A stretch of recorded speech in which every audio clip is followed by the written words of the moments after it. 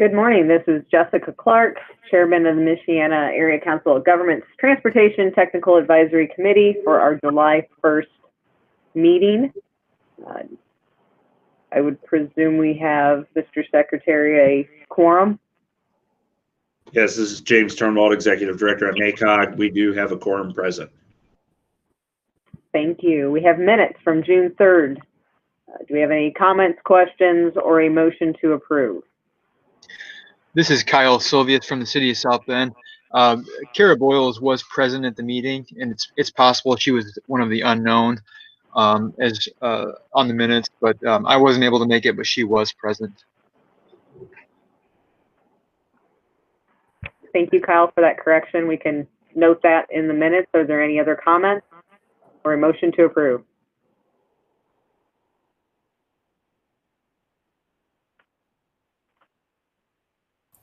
This is Jeremy Skinner. I'll make a motion to approve the minutes. Ty Adley, second. We have a motion and a second. All those in favor, please say aye. Aye. Aye. Aye. Aye. Those opposed? Seeing none, we will move on to the reports. I do not have any reports. James, I believe you have a report on our June administrative modifications. Just as is customary with your packet, you receive June administrative modifications. These are small technical corrections or other small changes to the Transportation Improvement Program that the TTAC and the Policy Board have given staff permission to change on our own, but we provide that listing every month to you, so that is included in your packet. If you have any questions, feel free to ask staff. Thank you, James. That concludes my report. Thank you. I do not see any old business. We'll move on to new business, amendments to our TIP within the Fort Wayne District. Ryan. Good morning. There is one resolution this morning for you. It is over a single project that has been broken down into several DESs. This is Resolution 2820, and it is the Sunnyside local tracks project that was awarded.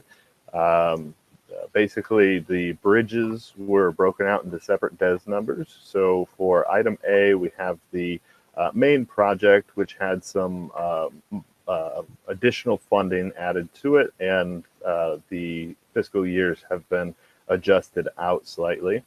Item B is for Bridge 148, which is the main bridge over both US 33 and the Norfolk Southern Railroad. And then item C is for Bridge 151. It's for Concord Mall Drive over Yellow Creek. And then item D is for Bridge 150. This is the Sunnyside Drive over Yellow Creek. If there are no questions in regards to Resolution 2820, I'd ask for your endorsement.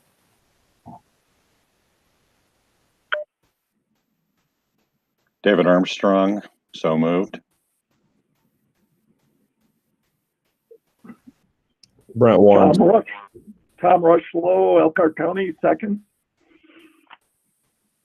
We have a motion and a second. All those in favor, please say aye. Aye. Aye. Aye. Any opposed?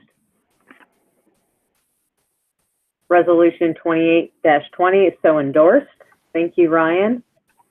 We will move into the staff update portion of the agenda. I believe we have the interurban trolley yellow line service update. Good morning, everyone. This is Jeremiah Cox at MACOG. So first, the yellow line will be returning to its regular schedule since June 6th, when Transpo moved to a Saturday-only schedule. We've been supplementing Transpo's hourly yellow line service with our own service that runs all the way via Transpo Route 9 and the yellow line from downtown Elkhart all the way to downtown South Bend. On Monday, July 6th, Transpo is finally returning to a weekday schedule, which allows us to return the yellow line to its regular schedule and only run between downtown Elkhart and downtown Mishawaka. I do want to mention that due to the continued COVID-19 hotspot in Elkhart County, we are continuing to operate the trolley fare free and encouraging all riders to board using the rear door, so the service change doesn't share it. As part of this update, I also want to just share this graph and a very brief update just to show where we are with ridership. So at this point in time, after dipping to be down about 50%, kind of at the low point of shutdowns, predominantly from late March through late April, we're right now back up to just under about 20%. Ridership's down only about 20% compared to it was the first week of March before the COVID-19 changes what happened. So we're quite happy that trolley ridership's now rebounded to be just under 20%. Are there any other questions about transit right now?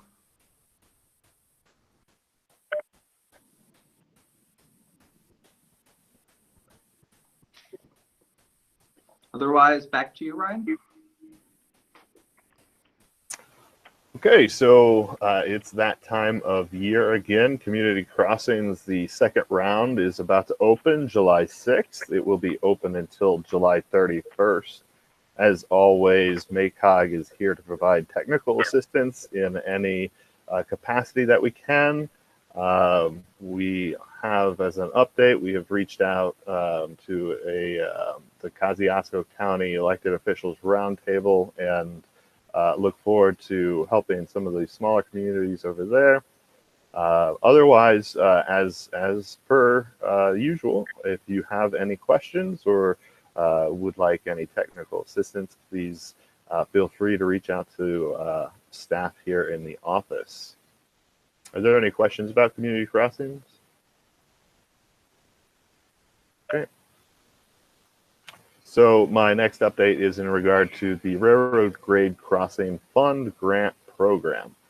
This has been open for a little bit and it closes July 1st.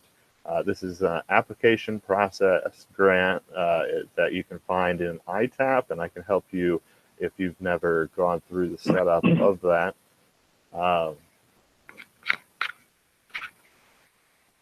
Sorry, it closes July 31st. Excuse me there, I misspoke.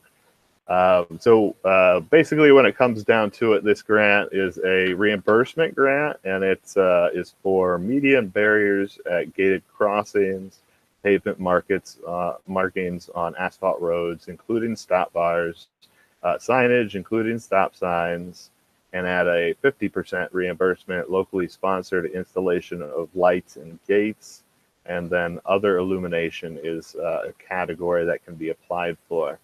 If you would like assistance, please feel free to reach out to me or other staff.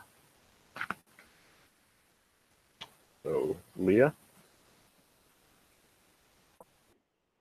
Good morning. This is Leah Thill. The first update that I have for you is that IDEM has released the Volkswagen grant funding opportunity that is for electric vehicle infrastructure, which are charging stations. And the good news is that for local government that place these in publicly accepted locations, they can be funded up to 90% or up to a cap of $9,000 each. That was good news coming out of this solicitation. A few other things to note. The application is due for the grant in September. And MACOG is coordinating a regional effort on applications, particularly with public entities. We have 2 webinars coming up related to this opportunity. The first one is July 7th at 2 p.m. This will feature South Bend and Goshen, which have experience already in installing charging stations, so they'll share their experience and how that process works. And then on July 9th, there will be a webinar at 1 p.m. with IDEM. We will send around more information about signing up for those, or you can go to southshorecleancities.org to register directly. The second thing is that we will be sending around a survey for anyone that has interest in installing charging infrastructure for the public, their workplace, their tenants, employees, customers, for businesses, local governments, or other organizations to express interest so that we can help support and provide information about other funding opportunities as they come along. So that is what I have on the electric vehicle infrastructure funding and survey update. The second item, there's an event coming up at the end of this month now, July 30th at Ancilla College, with the Indiana APA and MACOG and a few other presenters. This is a second part of a series that Indiana APA is putting on solar. This one will focus on land use, pollinator-friendly solar, and we'll have an opportunity to provide input on a model ordinance that is statewide for Indiana. And also there'll be an opportunity to tour 2 pilot solar pollinator-friendly projects at Ancilla College. So if you have any questions, I'd be happy to answer that after the meeting. And I think you should be able to find a link to this event in the latest installment of the MACOG Gazette. And the last update that I have to share with you is the Sustainable Solutions Conference and Expo. This was formerly the Green Business Workshop. It will be held October 27th in South Bend and focus on sustainable transportation, buildings and energy, and culture and communication. So stay tuned for more information about that event. A number of local folks from the region will be speakers. And if you have any questions,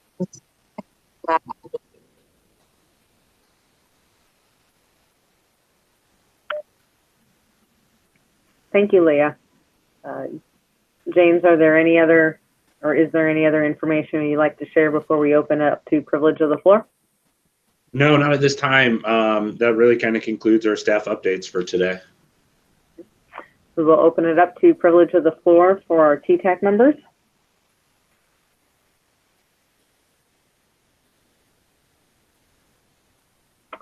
Hearing none, did we have any public comments emailed that we need to provide for the record?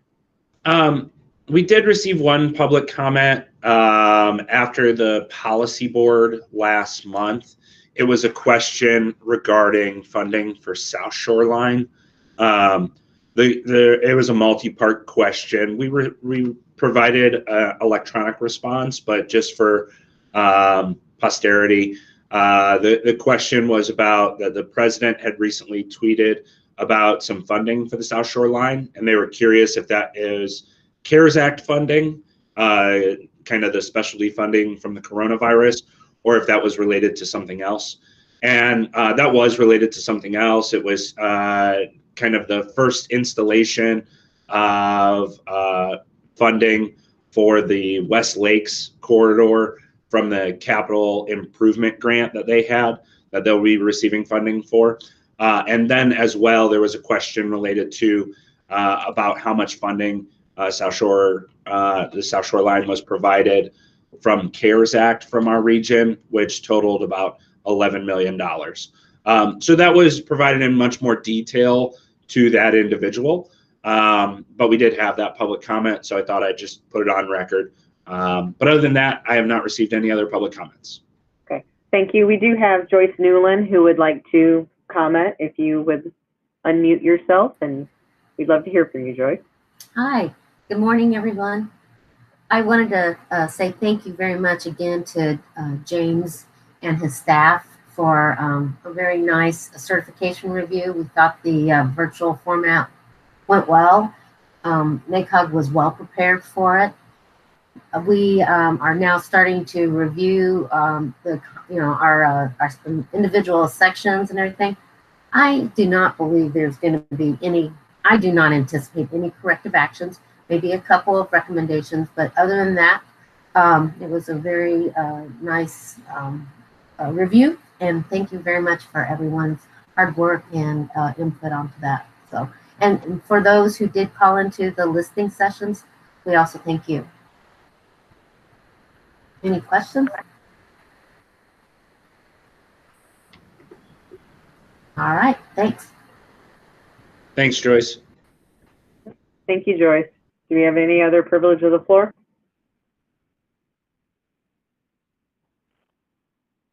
Seeing none, do we have a motion to adjourn? So moved. Ty Adley. Second it, Jeremy Skinner. We have a motion and a second. All those in favor, please say aye. Aye. Aye. Those opposed? Hearing none, meeting is adjourned. Thank you very much. Have a great day.